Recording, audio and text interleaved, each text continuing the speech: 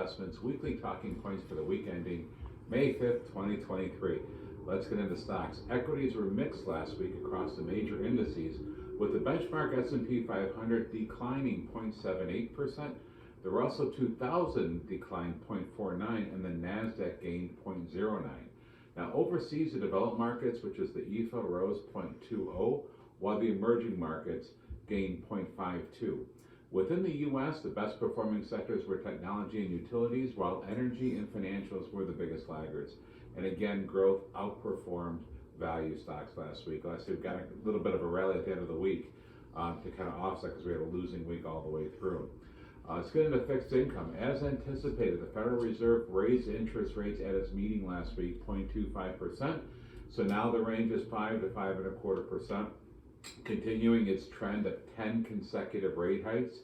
However, in a statement, the Fed removed language of anticipates further rate increases would be needed.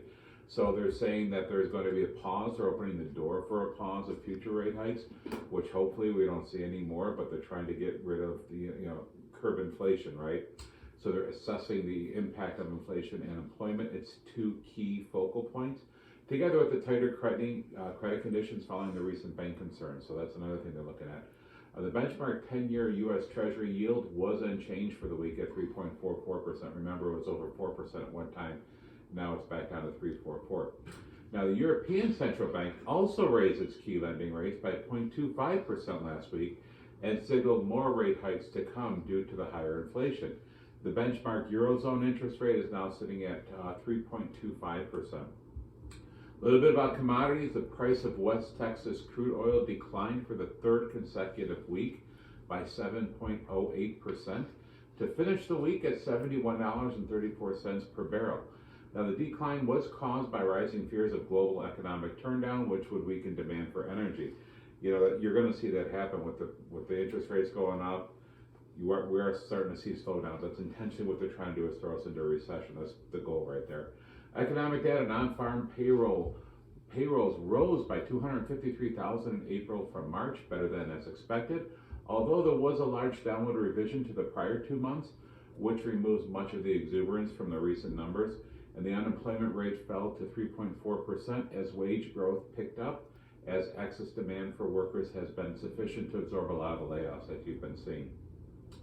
So let's get into some company news. BMW, which is a G40i holding, reported sales and earnings that beat expectations, and gains for the vehicle manufacturer were driven by 8.8% jump in deliveries for the Americas and sales of electronic vehicles that rose 83.2% year over year to 64,647 units.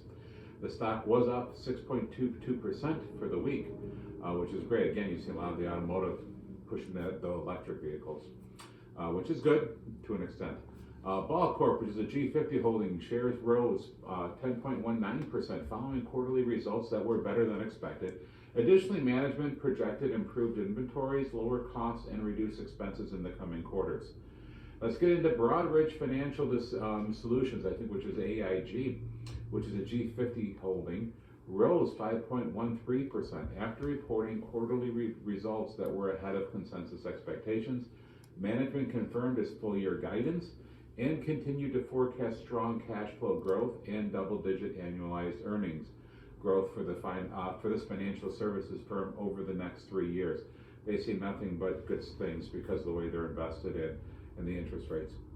So that is it for this week's market summary. Thank you so much for being part of the ARA family. If you need to contact us, please do so at 855-756-5700. Visit us online, YouTube, Facebook, our website, aradvisorsinc.com, to get the newsletter, the updates, and share with others. God bless you. We'll see you again next week.